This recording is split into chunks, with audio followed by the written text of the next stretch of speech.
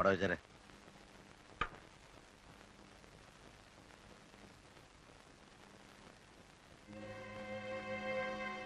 എന്നാ ഇത് സോഫിയെ കൊള്ളല്ലേ? അല്ല, നിങ്ങളൊന്ന് വായിച്ചു നോക്ക്.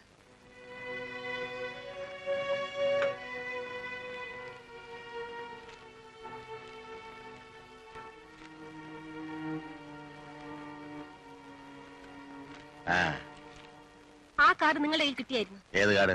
അവര് സോഫിയ ഇന്റർവ്യൂവിന് വിളിച്ചോണ്ട് അയച്ച കാർഡ്. ഏതാണ്ടെന്ന് കണ്ട്. എന്നിട്ടുണ്ട് അവളെ കാണിക്കാഞ്ഞത്. കാണിച്ചാ ഉടനെ പിന്നെ അതിന് പോണെന്ന് പറഞ്ഞു തുടങ്ങും. കൊണ്ടുപോകണം. നിങ്ങൾക്ക് വയ്യെങ്കിൽ ഞാൻ കൊണ്ടുപോകും. അങ്ങ് കൊണ്ടുവന്നാ മതി, ഉടനെ എടുക്കും. അത് പോയാലേ അറിയാൻ പറ്റൂ. കൊണ്ടുപോയിട്ടുള്ളതാണല്ലോ, എടുക്കുകയും ചെയ്തല്ലോ. ഒരു ഇന്റർവ്യൂവിന് കൊണ്ടുപോയി എല്ലാരെയും ചെല്ലുന്ന എല്ലാ ഇന്റർവ്യൂവിനും അങ്ങ് സെലക്ട് ചെയ്യാ. അങ്ങനെയാണോ പതിവ്?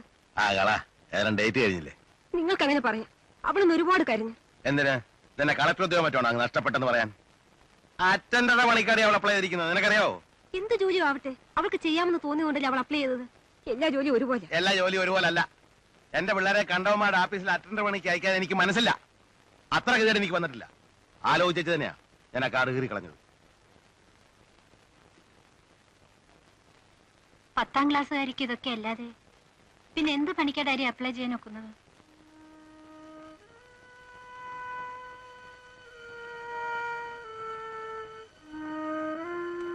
എവിടെയെങ്കിലും പോയി എന്തെങ്കിലും ഒരു പണി ചെയ്ത് ജീവിക്കാന്ന് വെച്ചാ അങ്ങനെ എവിടെയെങ്കിലും ഒക്കെ പോയി എന്തെങ്കിലും ഒക്കെ ചെയ്ത് ഇപ്പൊ ജീവിക്കണ്ട. ഞാൻ ഉള്ളപ്പോ നടക്കില്ല. വേണ്ട, എന്നും ഞാനിവിടെ ഇങ്ങനെ.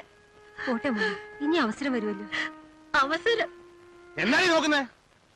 കാര്യം പറഞ്ഞ് മനസ്സിലാക്കി കൊടുക്കാനുള്ള ഒരു പകരം ഞാൻ ഏതാണ്ട് വലിയ തെറ്റ് ചെയ്ത് മറ്റിലാക്കി എടുക്കണോ? നീയാ ഇവിടെ കൂടെ ഇല്ലാതാക്കുന്നത്. പെണ്ണിനെ തരക്കേടില്ലാത്ത ഏതെങ്കിലും ഒരുത്തൻ്റെ കൂടെ പറഞ്ഞു വിടാൻ വേണ്ടിയിട്ട് ഞാൻ ഇവിടെ കിടന്ന് അധ്വാനിക്കുമ്പോ അവക്ക് എങ്ങനെയെങ്കിലും അവളെ പറഞ്ഞു വിട്ടാ മതി. പല തൂപ്പുകാരിയായിട്ടോ അറ്റൻഡർ ആയിട്ടോ ആയയായിട്ടോ പലവന്റെയും വീട്ടിലെ ജോലിക്കാരിയായിട്ടോ എന്തായാലും കുഴപ്പമില്ല.